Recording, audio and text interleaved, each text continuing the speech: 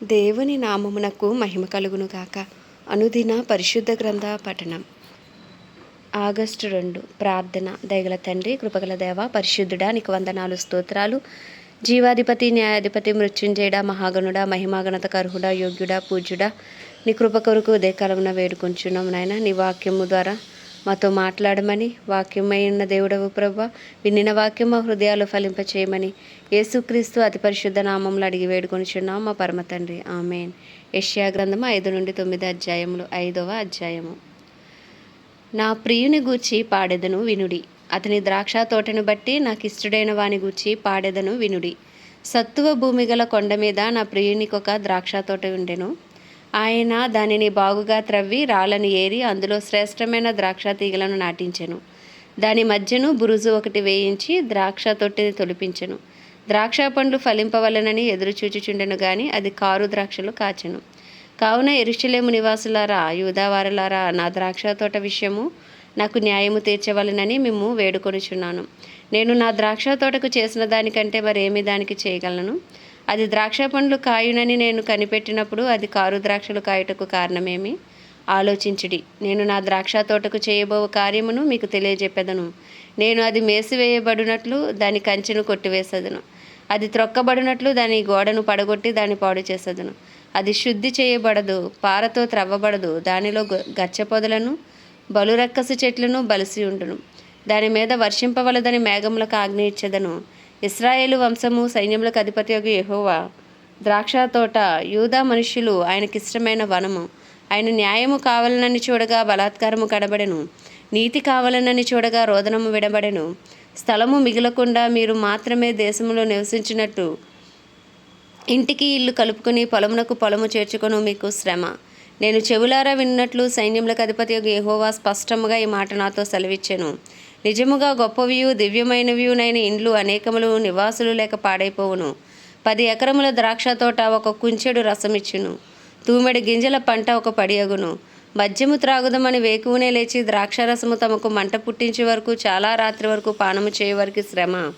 వారు సితారా, స్వరమండల, తంబుర, సన్నాయిలను వాయించుచు ద్రాక్షారసము త్రాగుచు విందు చేయుదురు గాని యెహోవా పని యోచింపరు, ఆయన హస్తకృత్యములను లక్ష్యపెట్టరు. కావున నా ప్రజలు జ్ఞానము లేకే చెరపట్టబడిపోవచ్చున్నారు. వారిలో గనులైన వారు నిరాహారులుగా ఉన్నారు. సామాన్యులు దప్పిచేత జ్వరపీడితులగుదురు. అందుచేతనే పాతాళము గొప్ప ఆశ పెట్టుకుని అపరిమితముగా తన నోరు తెరుచుచున్నది. వారిలో గనులను, సామాన్యులను, ఘోష చేయువారును, హర్షించువారును పడిపోవుదురు. అల్పులు అనగద్రొక్కబడుదురు, గనులు తగ్గింపబడుదురు, గర్విష్ఠులు చూపు తగ్గును.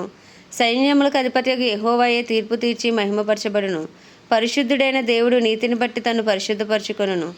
అది మేత బీడుగా ఉండును, గొర్రె పిల్లలు అచట మేయును. గర్వించిన వారి బీడు భూమిని విదేశీయులైన కాపరులు అనుభవింతురు. భక్తిహీనతయును త్రాళ్లతో దోషమును లాగుకొని వారికి శ్రమ. బండి మేకుల చేత పాపమును లాగుకొని వారికి శ్రమ. వారు ఇట్లనుకొనిచున్నారు, ఆయనను త్వరపడనిమ్ము, మేము ఆయన కార్యమును చూచినట్లు ఆయనను దానిని వెంటనే చేయనిమ్ము. ఇశ్రాయేలు యొక్క పరిశుద్ధ దేవుని ఆలోచన మాకు తెలియబడినట్లు అది మా ఎదుట కనబడనిమ్ము. కీడు మేలనియు, మేలు కీడనియు చెప్పుకొని చీకటి వెలుగనియు, వెలుగు చీకటనియు ఎంచుకుని వారికి శ్రమ. చేదు తీపి అనియు, తీపి చేదనియు ఎంచుకుని వారికి శ్రమ. తమ దృష్టికి తాము జ్ఞానులమనియు, తమ ఎన్నికలో తాము బుద్ధిమంతులమనియు తలంచుకుని వారికి శ్రమ. ద్రాక్షారసము త్రాగుటలో ప్రఖ్యాతి నొందిన వారికిని, మద్యము కలుపుటలో తెగువగల వారికిని శ్రమ.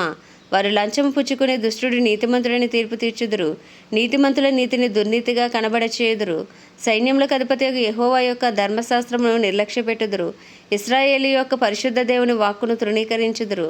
కాబట్టి అగ్నిజ్వాల కొయ్యకాలును కాల్చివేయునట్లును, ఎండిన గడ్డి మంటలో భస్మమగునట్లు వారు వేరు కుళ్ళిపోవును, వారి పువ్వు ధూళివలే పైకి ఎగిరిపోవును. దానిని బట్టి యెహోవా కోపం ఆయన ప్రజల మీద మండుచున్నది. ఆయన వారి మీదకి తన బాహువు చాచి వారిని కొట్టగా పర్వతములు వణుకుచున్నవి. వీధుల మధ్యను వారి కళేబరములు పెంటవలే పడి ఉన్నవి. ఎంతగా జరిగినను ఆయన కోపము చల్లారలేదు. ఆయన బాహువు ఇంకనూ చాపబడి ఉన్నది. ఆయన దూరముగా ఉన్న జనములను పిలుచుటకు ధ్వజం ఎత్తును. భూమి అంతము నుండి వారిని రప్పించుటకు ఏలగొట్టును. అదిగో, వారు త్వరపడి వేగముగా వచ్చుచున్నారు. వారిలో అలసిన వాడైనను తొట్టిల్లు వాడైనను లేడు. వారిలో ఎవడునూ నిద్రపోడు, కునుకడు. వారి నడుకట్టు విడిపోదు, వారి పాదరక్షల వారు తెగిపోదు. వారి బాణములు వాడిగలవి, వారి విండ్లన్నీ ఎక్కుపెట్టబడి ఉన్నవి. వారి గుర్రముల డెక్కలు చెక్కుముకిరాలతో సమానములు, వారి రథచక్రములు సుడిగాలి తిరిగినట్లు తిరుగును. ఆడు సింహము గర్జించినట్లు వారు గర్జించుదురు, కొదమసింహము గర్జించినట్లు గర్జన చేయుచు వేటను పట్టుకుని అడ్డమేమీ లేకుండా దానిని ఎత్తుకొని పోవుదురు. విడిపింపగలవాడెవడనూ ఉండడు. వారు ఆ దినమున సముద్ర ఘోష వలె జన్మ మీద గర్జన చేయుదురు. ఒకడు భూమి వైపు చూడగా అంధకారమును బాధయు కనబడును. అంతటా ఆ దేశం మీద వెలుగు మేఘముల చేత చీకటి అగును. యెషయా 6వ అధ్యాయం. రాజైన ఉజ్జియా ముదిరిందిన సంవత్సరమున అత్యున్నతమైన సింహాసనం నందు ప్రభు ఆసీనుడై ఉండగా నేను చూచితిని. ఆయన చొక్కాయి అంచులు దేవాలయమును నిండుకొనెను. ఆయనకు పైగా సరాపులు నిలిచి ఉండిరి. ఒక్కొక్కరికి 6 రెక్కలుండెను. ప్రతివాడు 2 రెక్కలతో తన ముఖమును, 2తో తన కాళ్ళను కప్పుకొనిచు 2తో ఎగురుచుండెను. వారు సైన్యములకు అధిపతి యెహోవా పరిశుద్ధుడు, పరిశుద్ధుడు, పరిశుద్ధుడు, సర్వలోకము ఆయన మహిమతో నిండి ఉన్నదని గొప్ప స్వరముతో గాన ప్రతిగానములు చేయుచుండిరి. వారి కంఠస్వరము వలన గడప కమ్ముల పునాదులు కదులుచు మందిరము ధూమము చేత నిండగా అయ్యో, నేను అపవిత్రమైన పెదవులు గలవాడను, అపవిత్రమైన పెదవులు గల జనుల మధ్య నివసించువాడను. నేను నశించి తిని, రాజును సైన్యములకు అధిపతియోనగా యెహోవాను నేను కన్నులారా చూచితిని అనుకొంటిని. అప్పుడు ఆ శరాపులలో ఒకడు తాను బలిపీఠం మీద నుండి కారుతో తీసిన నిప్పును చేత పట్టుకుని నీ అద్దకు ఎగిరి వచ్చి నా నోటికి దాన్ని తగిలించి, ఇది నీ పెదవులకు తగిలిన గనుక నీ పాపమునకు ప్రాయశ్చిత్తమాయను, నీ దోషము తొలగిపోయిన నేను. అప్పుడు నేను ఎవని పంపెదను, మా నిమిత్తము ఎవడు పోవునని ప్రభు సెలవీయగా వింటిని. అంతటా నేను చిత్తగించుము, నేనున్నాను, నన్ను పంపమనగా ఆయన నీవు పోయి ఈ జనులతో ఇట్లనుము, మీరు నిత్యము వినుచుందురు గాని గ్రహింపకుందురు, నిత్యము చూచుచుందురు గాని తెలుసుకొనకుందురు. వారు కన్నులతో చూచి చెవులతో విని హృదయముతో గ్రహించి మనస్సు మార్చుకుని స్వస్థత పొందక పోవునట్లు ఈ జనుల హృదయము క్రొవ్వు చేసి వారి చెవులు మందపరిచి వారి కన్నులు మూయించుమని చెప్పాను. ప్రభువా, ఎన్నాళ్ళు వరకని నేను అడగగా ఆయన నివాసులు లేక పట్టణములను, మనుషులు లేక ఇండ్లను పాడుగు వరకును, దేశము బొత్తిగా బీడగు వరకును యెహోవా మనుషులను దూరంగా తీసుకొని పోయినందున దేశంలో నిర్జనమైన స్థలములు విస్తారమగు వరకును అలాగును జరుగును. దానిలో 10వ భాగం మాత్రము విడవబడినను అదియును నాశనమగును. సింధూర మస్తకి వృక్షమును నరకబడిన తర్వాత అది మిగిలియుండు మొద్దు వలె ఉండును. అట్టి మొద్దు నుండి పరిశుద్ధమైన చిగురు పుట్టును. 7వ అధ్యాయము. యూదా రాజైన ఉజ్జియా మనమడును యోతాము కుమారుడైన ఆహాజు దినములలో సిరియా రాజైన రెజీనును, ఇశ్రాయేలు రాజును రెమల్యా కుమారుడునైన పెకాహును యుద్ధము చేయవలనని యెరూషలేము మీదకు వచ్చిరి గాని అది వారి వలన కాకపోయెను. అప్పుడు సిరియన్లు ఎఫ్రాయిమీలను తోడు చేసుకునిరని దావీదు వంశస్థులకు తెలుపబడగా గాలికి అడవి చెట్లు కదిలినట్లు వారి హృదయమును వారి జనుల హృదయమును కదిలెను. అప్పుడు యెహోవా యెషయాతో ఇలాగు సెలవిచ్చెను, ఆహాజును ఎదుర్కొంటకు నీవును నీ కుమారుడైన షెయర్యాషాబును చాకిరేవు మార్గమున పై కోనేటి కాలువ కడకు పోయి అతనితో ఇలాగు చెప్పుము, భద్రము సుమ్మి నిమ్మలించుము. పొగరాజుచున్న ఈ 2 కొరకంచు కొనలకు అనగా రెజీనును, సిరియన్లు, రెమల్యా కుమారుడు అని వారి కోపాగ్నికి జడియకము. నీ గుండె అవియనీయకము. సిరియాయు ఎఫ్రాయిమును రెమల్యా కుమారుడును నీకు కీడు చేయవలనని ఆలోచించుచు మనము యూదా దేశం మీదకు పోయి దాని జల్లను భయపెట్టి దాని ప్రాకారములను పడగొట్టి టాబేయేలను వాని కుమారుని దానికి రాజుగా నియమించదము రండని చెప్పుకొనిరి. అయితే ప్రభువైన యెహోవా ఇలాగు సెలవిచ్చుచున్నాడు, ఆ మాట నిలవదు, జరగదు. దమస్కు సిరియాకు రాజధాని, దమస్కునకు రెజీను రాజు. 65 సంవత్సరములు కాకమునుపు ఎఫ్రాయిము జన్ము కాకుండా నాశనమగును. షోమ్రోను ఎఫ్రాయిమునకు రాజధాని, షోమ్రోనుకు రెమల్యా కుమారుడు రాజు. మీరు నమ్మకుండిని ఎడల స్థిరపడక యుందురు. యెహోవా ఇంకను ఆహాజునకు ఇలాగు సెలవిచ్చెను, నీ దేవుడైన యెహోవా వలన సూచనను అడుగుము. అది పాతాళమంత లోతైనను సరే, ఊర్ధ్వలోకమంత ఎత్తైనను సరే. ఆహాజు, నేను అడగను, యెహోవాను శోధింపనని చెప్పగా అతడు ఇలాగ చెప్పెను, దావీదు వంశస్థులారా వినుడి, మనుషులను విసిగించుట చాలదనుకొని నా దేవుని కూడా విసిగింతురా. కాబట్టి ప్రభువు తానే ఒక సూచన మీకు చూపును, ఆలకించుడి. కన్యక గర్భవతి అయి కుమారుని కని అతనికి ఇమ్మానుయేలని పేరు పెట్టును. కీడును విసర్జించుటకును మేలును కోరుకొనుటకును అతనికి తెలివి వచ్చినప్పుడు అతడు పెరుగు తేనెను తినును. కీడును విసర్జించుటకును మేలును కోరుకొనుటకును ఆ బాలునికి తెలివి రాకమునుపు నిన్ను భయపెట్టు ఆ 2 రాజులు దేశం పాడు చేయబడును. యెహోవా నీ మీదకిని, నీ జనం మీదకిని, నీ పితరుల కుటుంబపు వారి మీదకిని శ్రమదినములను, ఎఫ్రాయిము యోధా నుండి తొలగిన దినము మొదలుకుని నేటి వరకు రాని దినములను రప్పించును. ఆయన అష్షూరు రాజుని నీ మీదకి రప్పించును. ఆ దినమున ఐగుప్తు నదుల అంతమందున్న జోరీగలను, అష్షూరు దేశంలోని కందిరీగలను యెహోవా ఏలగొట్టి పిలుచును. అవి అన్నీ వచ్చి మెట్టల లోయలలోనూ, బండల సందులలోనూ, ముండ్ల పొదలన్నిటిలోనూ, గడ్డి బేళ్ళన్నిటిలోనూ దిగి నిలుచును.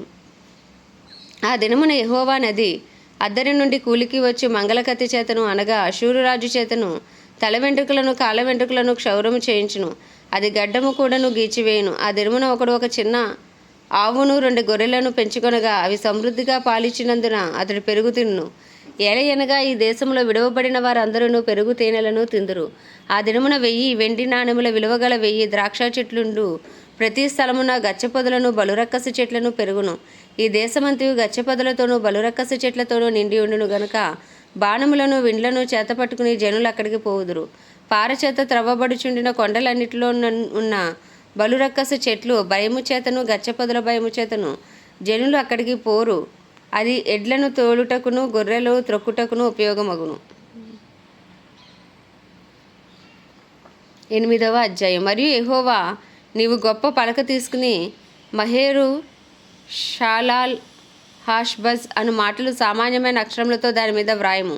నా నిమిత్తము నమ్మకమైన సాక్ష్యం పలుకుటకు యాజకుడైన ఊరియాను ఎబెరెక్యాయు కుమారుడైన జకర్యా సాక్షులుగా పెట్టెదనని నాతో చెప్పగా,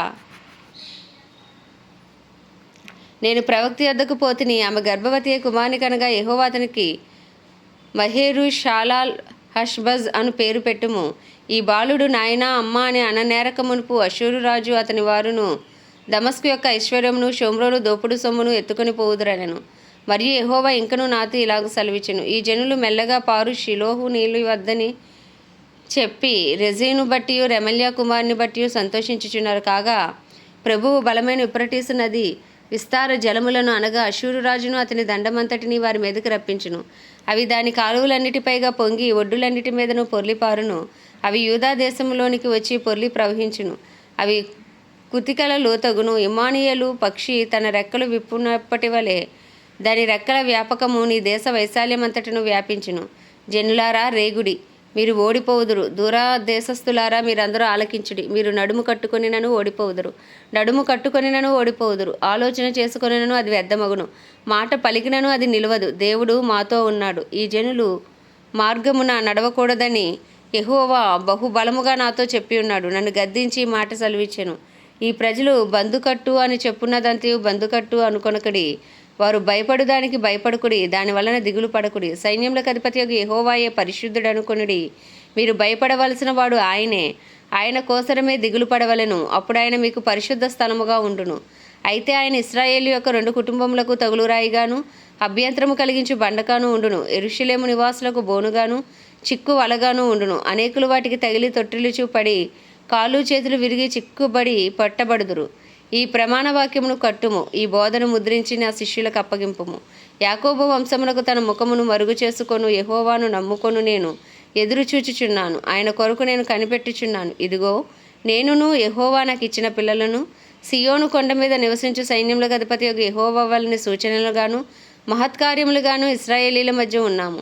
వారు మిమ్మల్ని చూచి కర్ణపిశాచి గలవారి యొద్దకును కిచకిచలాడి గొనుగు మంత్రజ్ఞుల యొద్దకును వెళ్ళి విచారించుడని చెప్పునప్పుడు జనులు తమ దేవుని యొద్దనే విచారింపవద్దా? సజీవుల పక్షముగా చచ్చిన వారి యొద్దకు వెళ్ళదగునా? ధర్మశాస్త్రమును ప్రమాణ వాక్యమును విచారించుడి. ఈ వాక్య ప్రకారము వారు బోధించని ఎడల వారికి అరుణోదయము కలుగదు. అట్టివారు ఇబ్బంది పడుచు ఆకలి కొని దేశ సంచారము చేయుదురు. ఆకలి గురించి వారు కోపపడి తమ రాజు పేరును తమ దేవుని పేరును శాపములు పలుకుచు మీద చూతురు. భూమి తట్టు తేరిచూడగా బాధలను అంధకారమును దుస్సహనమైన వేదనయు కలుగును. వారు గాఢాంధకారములోనికి తోలివేయబడెదరు. 9వ అధ్యాయము. అయినను వేదన పొందిన దేశం మీద మబ్బు నిలవలేదు. పూర్వకాలమున ఆయన జెబూలూను దేశమును నఫ్తాలి దేశమును అవమానపరిచెను.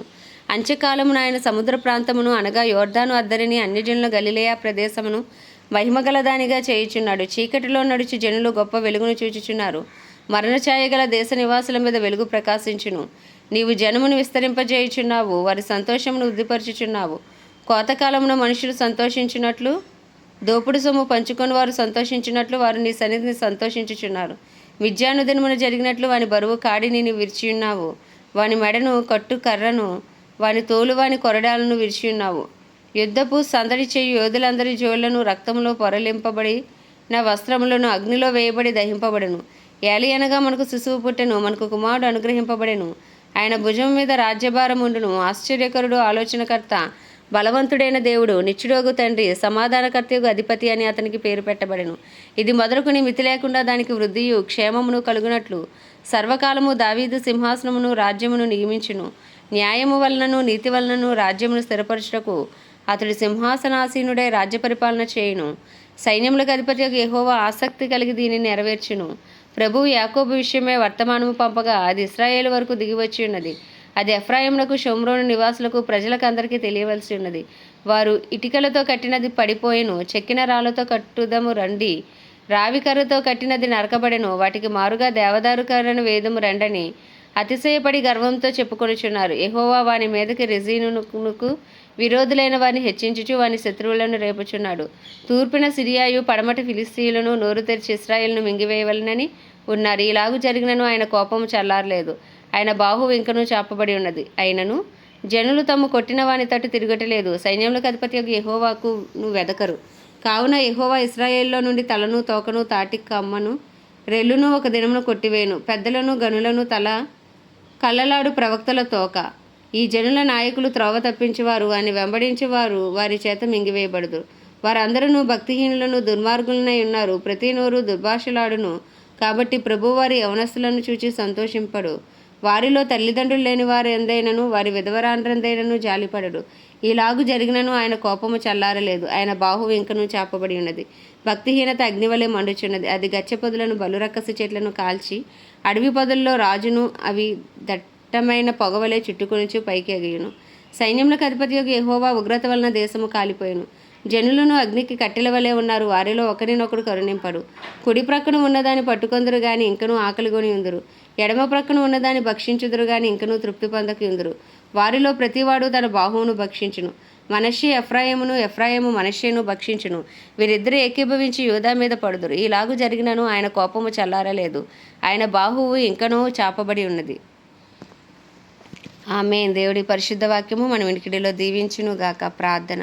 దయగల తండ్రి, కృపగల దేవ, పరిశుద్ధుడానికి వందనాలు, స్తోత్రాలు.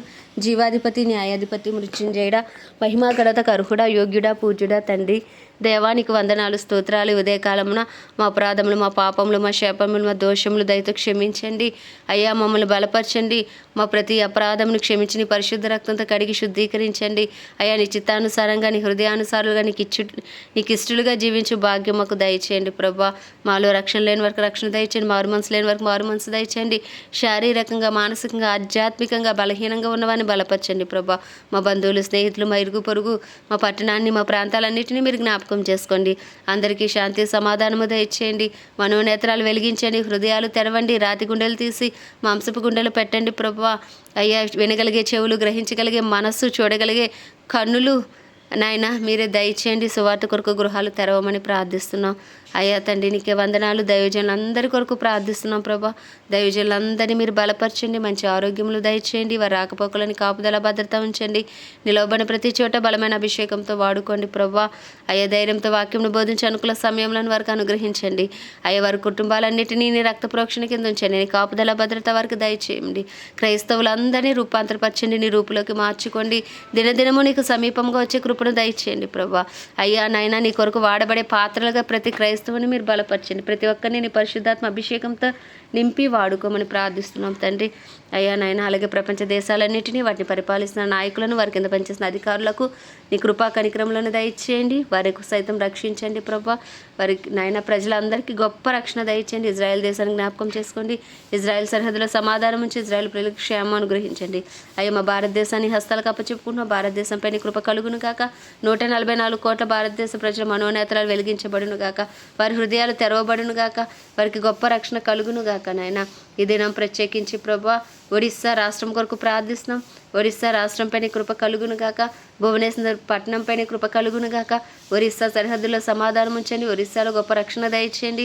ఒరిస్సాలో ఇంకనూ రక్షణ లేని వారికి రక్షణ, విడుదల లేని వారికి విడుదల దయచేయండి అయ్యా. రాష్ట్ర ముఖ్యమంత్రిని, గవర్నర్ని మీరు దర్శించండి. ఎమ్మెల్యేలు, ఎంపీలను దర్శించండి ప్రభా. ఒరిస్సా రాష్ట్రంలో గొప్ప ఉజ్జీవాన్ని రగిలించండి. సువార్తకు వ్యతిరేకంగా రూపించబడిన ప్రతి ఆయుధం ఇప్పుడు యేసు నామంలో లయపరచబడును గాక. ఒరిస్సాలో గొప్ప ఉజ్జీవము నిశ్చయముగా యేసు క్రీస్తు నామంలో రగులు కొనును గాక అని ప్రార్థిస్తూ ప్రభు ఉదయకాలం నీ చిన్ని ప్రార్థనమని నీ పాద సన్నిధికి చేర్చుకోమని యేసుక్రీస్తు అతి పరిశుద్ధ నామంలో అడిగి వేడుకొనిచున్నాము మా పరమ తండ్రి. ఆమేన్. పరలోకమందున మా తండ్రి, నీ నామం పరిశుద్ధపరచబడును గాక, నీ రాజ్యము వచ్చును గాక, నీ చిత్తం పరలోకమునందు నెరవేర్చబడినట్లు భూమి యందును నెరవేర్చబడును గాక. మా అనుదిన ఆహారం నేడు మాకు దయచేయండి. మా ఇలా అపరాధం చేసిన వారిని మేము క్షమించిన ప్రకారం మా అపరాధములు క్షమించండి. మమ్మల్ని శోధనలోకి తేక దుష్టుడి బారి నుండి తప్పించండి. ఎందుకంటే రాజ్యము, బలము, శక్తి, మహిమయు నీవే ఉన్నది. ఆమేన్. ప్రభు యేసు రక్తమే జయం, ప్రభు యేసు వాక్యమే విజయం, ప్రభు యేసు నామములో సంపూర్ణ విజయము కలుగును గాక. ఆమేన్, ఆమేన్, ఆమేన్.